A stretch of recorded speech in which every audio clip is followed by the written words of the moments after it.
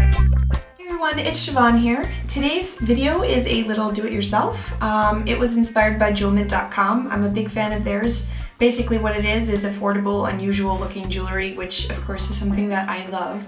And a few months ago I picked up a bracelet, the name of which I've now forgotten. I think it was like Arabian Princess or Arabian Night, something like that. But I'm wearing it on my right hand, and it's just a gold tone chain that wraps around my middle finger and sort of clasps at the wrist, and there's a little rhinestone in the middle that kind of ties it all together.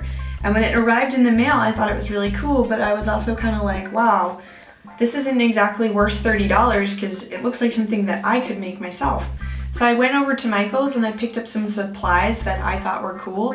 And this is kind of one of the bracelets that I've come up with. I've only made 2 so far, but you can see that the chain is definitely thicker than this one. I wanted something a little bit more flashy, and I've got 2 stones in the middle as opposed to just 1.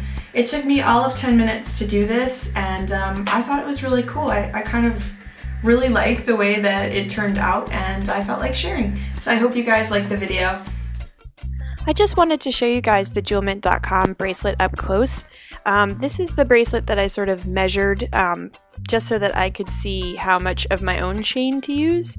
And of course this is what it looks like when it's not on your hand. So it's just like a loop at the top and then a loop in the middle and the part that wraps around the wrist. For this project you're going to need some jewelry clasps and little links.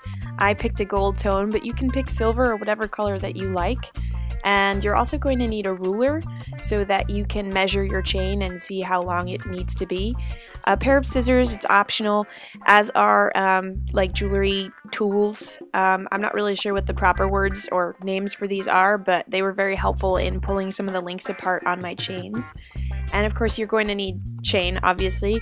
I have a small one here and a larger one. I picked the larger one for the bracelet that I'm doing in this video. I just wanted something a little more flashy, as I said before.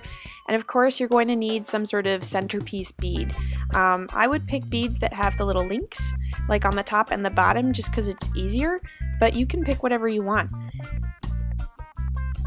Here I'm just measuring the jewelmint.com bracelet, the part that wraps around the wrist, and it's about 8 inches long. I wanted to let you guys know in case you were wondering what their generic sizing was. I decided that I was just going to wrap it around my own wrist and see how large my wrist is. It was about 7 inches, so I shaved an inch off of the jewelmint.com measurements. You're also going to need to measure for the part that goes around the middle finger. The jewelmint.com bracelet was 2 inches, but remember it's doubled up, so it was actually 4 inches. Again, you can use their measurement, or you can just wrap it around your finger like I did here and kind of feel what is right for you.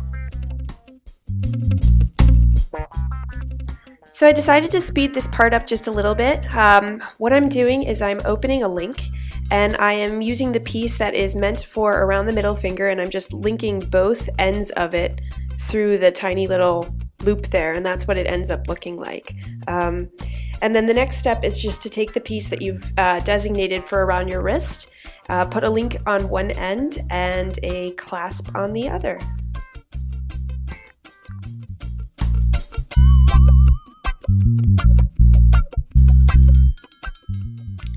Once you've got the bracelet part of the project finished and the middle finger piece, you can measure the space between finger and wrist. Mine was about 2 inches. And it's up to you. You can either do 2 inches of just chain or 2 inches of beads.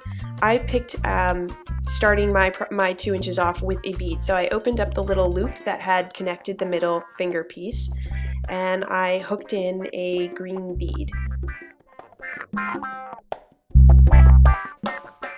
On the other side of the green bead, because it has 2 loops, I opened up another sort of little chain link, and then I hooked in another bead, so I had 2 hanging down.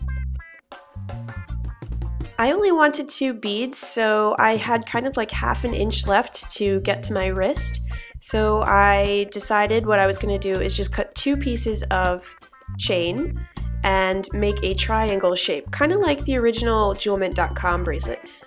And I just opened the link on the bottom of the second bead, and I put in 2 pieces of chain, and then I closed that little link. I actually did have to experiment a little bit with length. I overestimated how much chain I needed, so the scissors came in handy. I had to cut just a tiny little bit of it. And I'm taking my bracelet part here, and I'm kind of just matching it up so I can see what it looks like. And again, I'm going to take two small little like link clasps, and I'm going to link them to two parts of the bracelet. I hope my instructions made sense. This is a really easy project. It doesn't take very long to do at all. And you actually don't even need a ruler. You can just measure against the size of your own hand. This is what my bracelet sort of ended up looking like, and I like it a lot.